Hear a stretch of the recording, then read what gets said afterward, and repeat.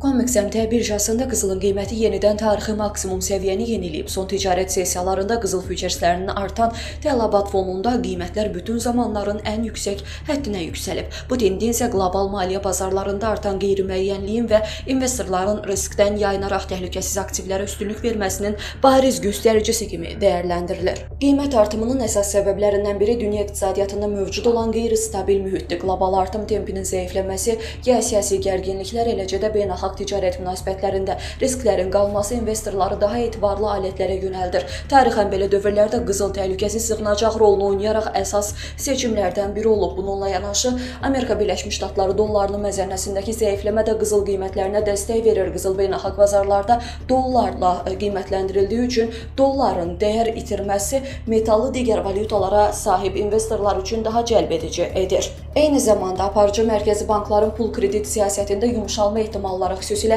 faiz dərəcələrinin aşağı salınacağı gözləntiləri faiz gəliri olmayan qızılın investisiya baxımından cazibəsini artırır.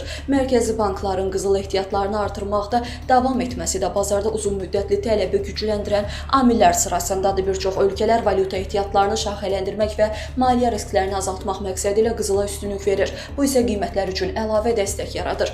Analitiklərin fikrincə qızılın kəskin bahalaşmasından sonra qısa müddətli düzəlişlər mümkün olsa da mövcud makroiqtisadi və geosiyasi şərait qiymətlərin yüksək səviyyədə qalmasını şərtləndirir. Ümumilikdə Comex birjasında qızılın tarixi maksimumu yeniləməsi təkcə MT bazarı üçün deyil, qlobal iqtisadiyyatın mövcud vəziyyəti üçün də mühüm siqnal kimi qiymətləndirilir.